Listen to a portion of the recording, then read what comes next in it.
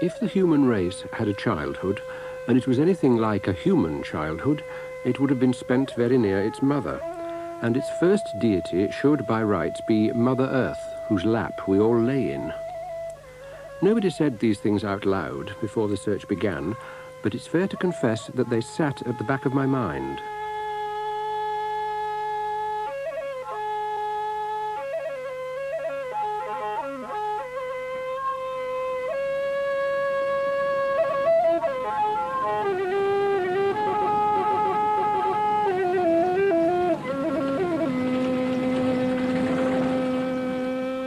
This was to be the search back to simplicity, back to childhood, back to something primal.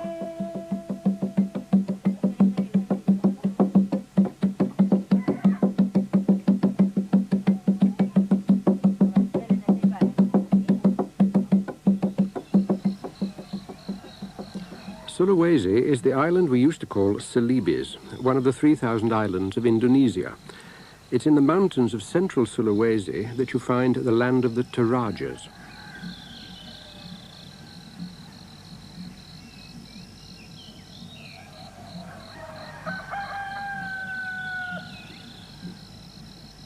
When I first heard the words primal religion, I thought in terms of scattered remnants and small numbers. It's a shock to discover that this label covers the way of life of 200 million of the world's inhabitants, among them the Torajas.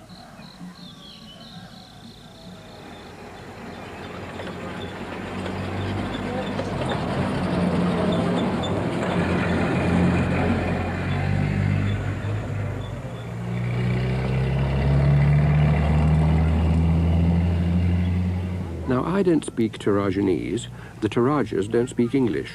Our link was Eric Crystal from the Center for South and Southeast Asia Studies in the University of California at Berkeley, and one of the 3 or 4 outsiders who speaks the language.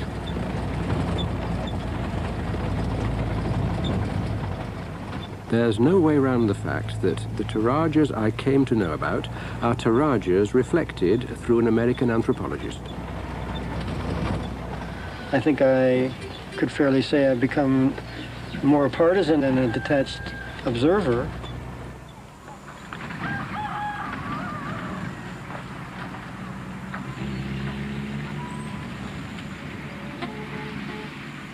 When I asked other Indonesians what they knew about the Torajas, they listed ancestors in starships coming from the sky, black magic, headhunting, and great elaborate funerals.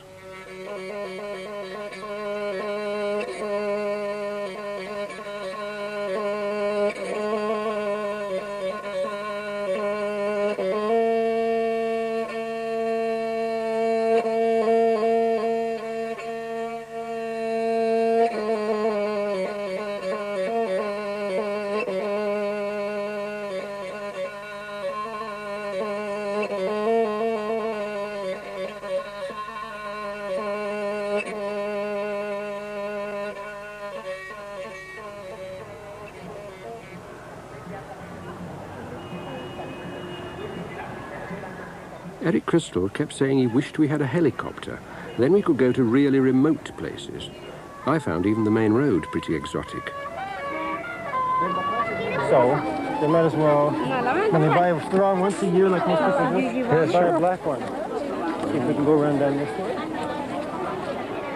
I'd not been long among the Torajas when somebody wanted to know, what's your religion? Or, as they put it, what's your ritual way? Of the 300,000 Torajas, 2/3 follow the ritual way of the Christians, there are a handful of Muslims, and the last 100,000 follow what they call Aluk Todolo, the ritual way of the ancestors.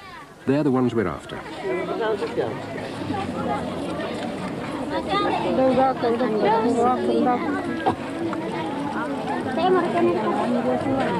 What's this stuff they chew? Yeah, people here, like all over Southeast Asia, chew betel nut. Oh, I see. And the combination of the betel leaf and lime powder makes their mouths kind of red. These are little shrimp that come from the rice paddies. Shrimps? Yeah. Like whitebait. Now let's see what we can find to have any food here.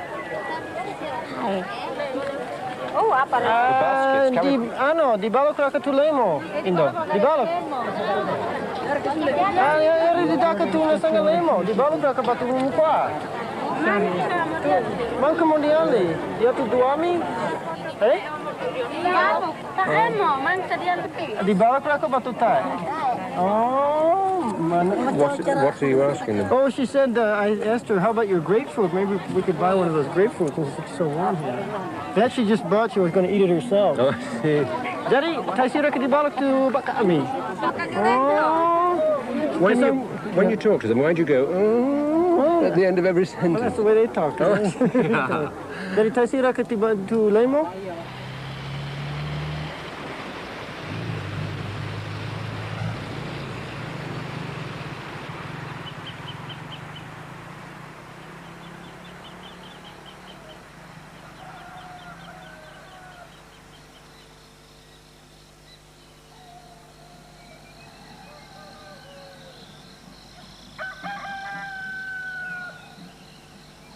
We planned our visit to coincide with the funeral season.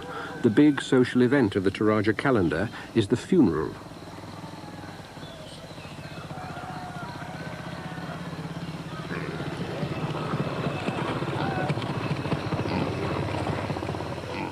According to Eric Crystal, when a rich man goes by, you don't say, he's worth so many pounds or so many dollars.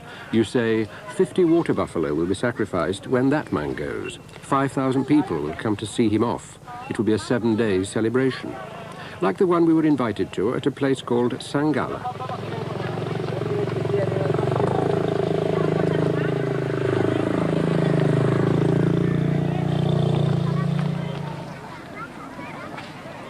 The bamboo stadium had been put up specially for the occasion to house what turned out to be a sort of funeral Olympics, with processions, buffalo fights, ritual dancing, animal slaughter, eating and drinking.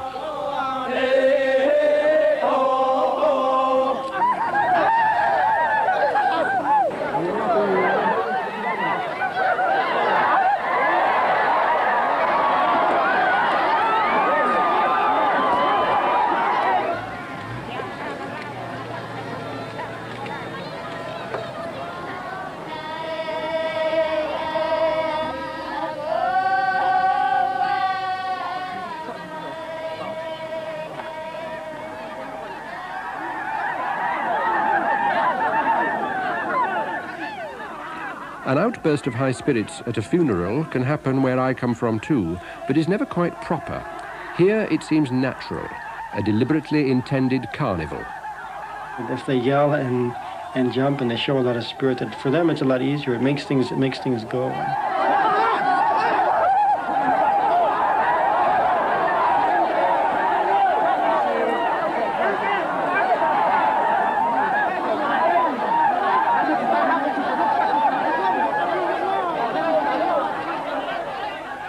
There in the centre is the pavilion where the body lies. I suddenly realised I'd spent half a day at a funeral and hadn't had one funereal thought.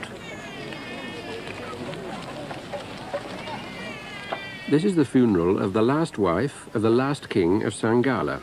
She's been dead 3 years. She's about to be processed into an ancestor. It's also the first Toraja ceremony to be advertised abroad as a tourist attraction. But I didn't quite anticipate this.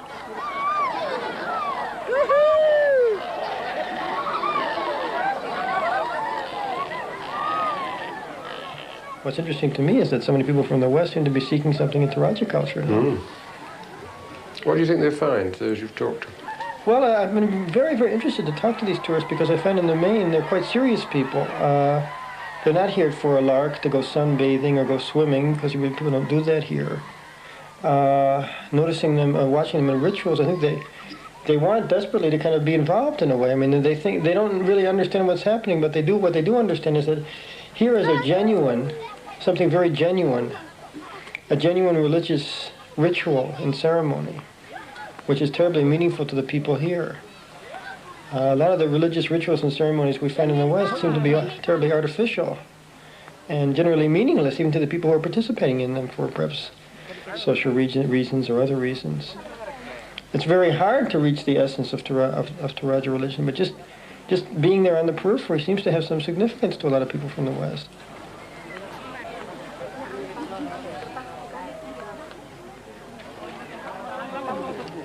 The man in the light shirt is the dead Queen's stepson. He's a Christian and he's in charge of the funeral. It's taken him 3 years to draw it all together.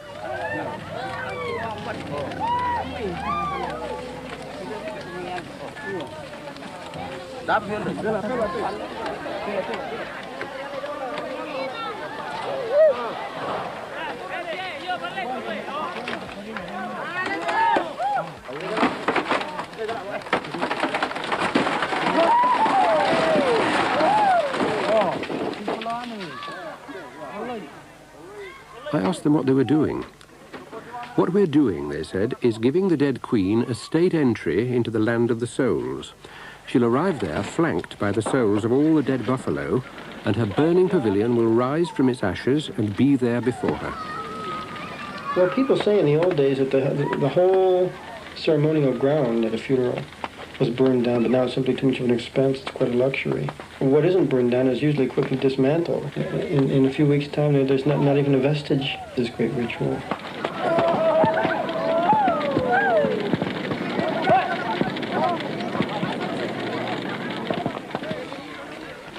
The day finished with a mile-long jog from the funeral field to the burial place.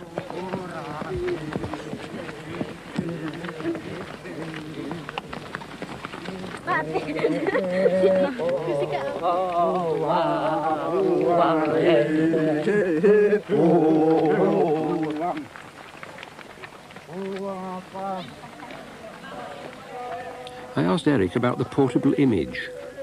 This image, which is so-called Tao statue, carved in Nanka wood of the deceased, who was passed away quite a time ago, is constructed only in the large 7-day death ceremonies. Only people of considerable wealth are usually presented with this type of an image. Why do you say passed away rather than died? Well, so died seems something more abrupt. People here, they just say, he's dead. Matemo. And that's it. You know, they don't use these types of euphemisms. Yeah. But you use a euphemism. I do. Well, I'm not from here. I'm from the West. And I think it's an inability to directly confront the fact of death, typical of Western society.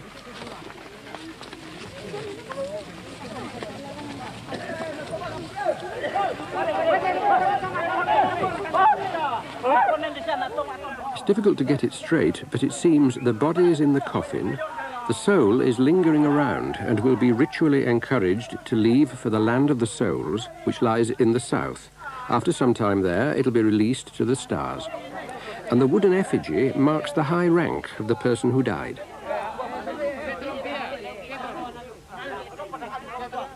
How do the ancestors get in touch with you? They come back in dreams. This is where the ancestors almost always appear. Sometimes they ask for special meals, special things that you should prepare for them.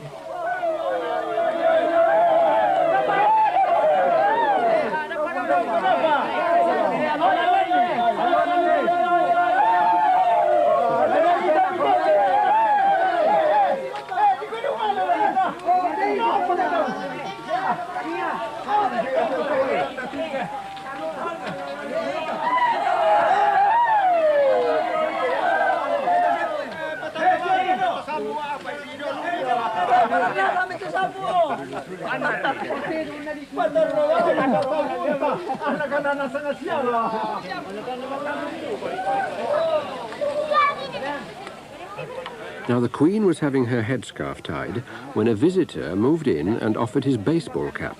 I'm sure he meant well, but should he have done it? It is a great taboo to fool around with these statues. That is, you may never go up and touch them except if there's a specific ritual or reason to do so. And you're not supposed to talk dirty or urinate or defecate in the vicinity of the Tao statues. And if you bother these statues or molest them in any way, you're liable to get sick, and your stomach will get very big, and you could even die.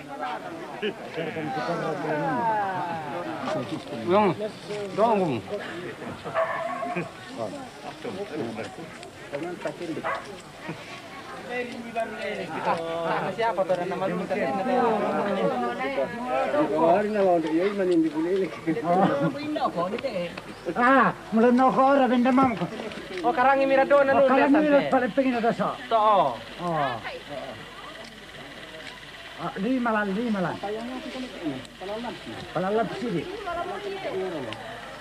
Ya, di kolam akuarium.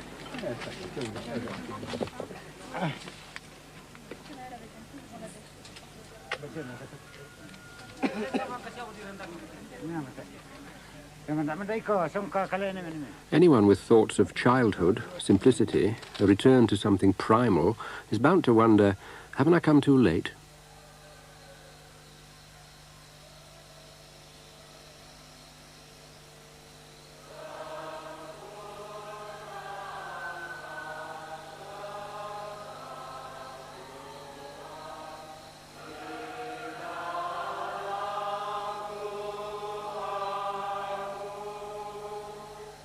Yes, say the Christians, you've come too late. We brought the schools, we brought the hospitals, we brought the gospel.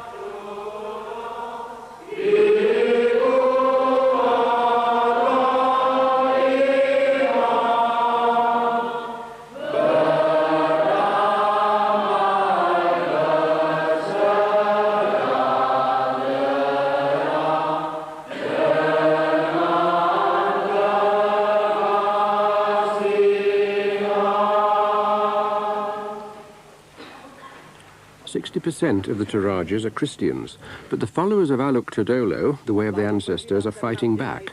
How, they argue, do you measure the depth of someone's allegiance? What a man or woman will do in sickness, in a crisis, or when the ancestors call.